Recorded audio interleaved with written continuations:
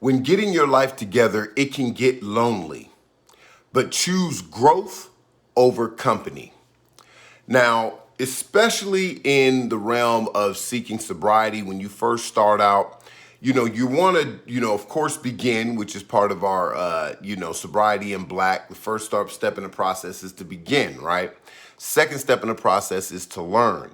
So in that stage of the process, you're learning about yourself, you're learning about your environment, you're learning about the triggers, the things that trigger you to drink, right? And at this time, this is when you really want to be able to take your self inventory and, work on being comfortable being with yourself and also preparing yourself for a life of sobriety, right, amongst the public. So when you're engaged in growth and something that most people in your surroundings aren't trying to accomplish, whether it's sobriety, if you're like me, you're trying to get sober and you've got a lot of friends that still drink. Well, it's not going to be really conducive for you to be around them all of the time when you're struggling to eliminate something from your life that they do every day, right? Also, the goals that you seek are just that. They're your goals. So it's going to take a lot of focus and attention in the beginning, right? So you want, and it's easy to start to feel lonely, right? Because you're walking a path that is really strictly for you. Because at the end of the day, yes, the path to sobriety, everybody can take it, but everybody's path is different. It's your path to sobriety. And that's going to take a little bit of isolation, maybe even a lot of isolation to get prepared. One of the things when I relapsed the first time, I, decided to be sober. I thought I could just live my life exactly the way I was living it before, be around the same group of people for the lengths of time that I was, right? But instead of drinking, I guess I know it seems weird, but I guess I expected to just kind of sit around with them and, not drink, right?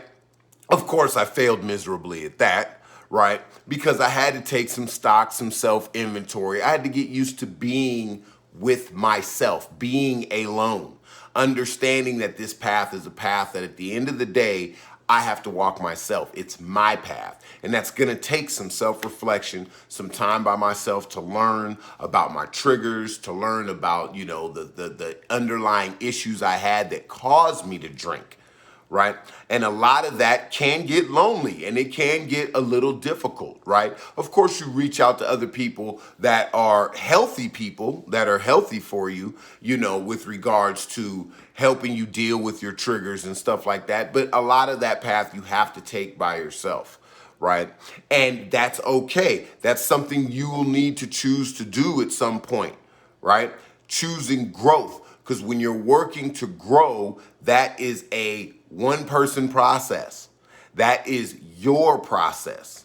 And you want to get used to understanding that it is a part of the process. A little bit of isolation. Take an inventory of the things that trigger you, right? You're not going to quit, alcohol on Monday and that Friday be going to the club or every day going to the same places. Your chances of relapsing are going to be rather high.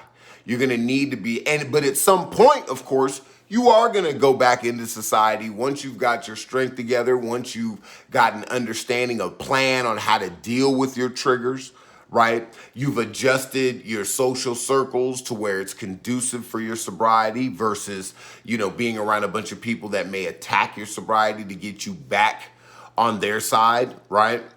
Living a life that is, back in a drunken life, right? Which is what you're trying to avoid to begin with. So understand that, yes, getting your stuff together is going to require that you isolate yourself and that you deal with your personal issues, right? And that's really growth in any field. If you're trying to become a professional football player, you're going to have to isolate yourself sometimes from your family, your friends, people who don't play ball, right? You may have to go lift weights by yourself. You may be with the group, but there is going to take some mental preparation, physical preparation that you can only do on your own. And you need to choose to do that in order to grow, in order to progress, in order to gain the things in life that you do not have presently today, or to maintain those things like sobriety.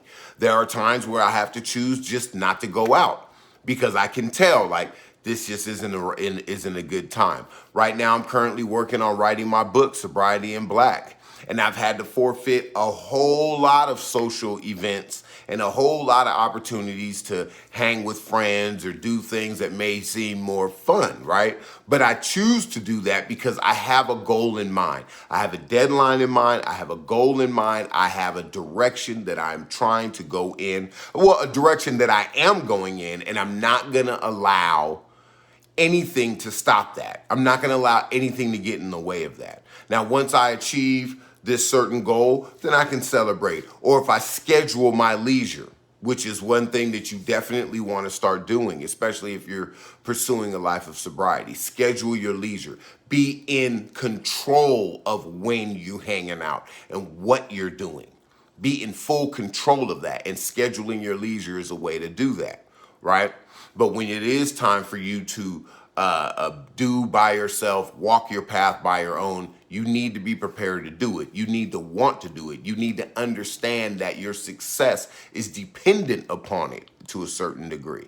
All right. So that's something I just wanted to pour into you. I hope it's something you to think about for the lonely, sober person that's out there dying to get back out in the world. Just understand that you need to do the work necessary on your own to keep yourself strong so that you will be able to maintain and hold on to that precious gift of sobriety that you've earned for yourself when you do get back amongst the people, right? All right, so I hope that pours into you. I hope it gives you something to think about. If this message could touch somebody that maybe not you, but a friend or a family member or whatnot, definitely feel free to share it. Definitely check us out on all platforms, Sobriety in Black. That's on Facebook, Twitter, IG, and I'll be giving you guys more details as I work on finishing the book. I'm really excited about it. I think it'll help a lot of people, and if nothing else, I get my story and put my suggestions out there to hopefully help somebody out there who is struggling with, attaining and maintaining their sobriety. All right, so I hope it pours into you. I hope you guys have a great day, and until next time, peace.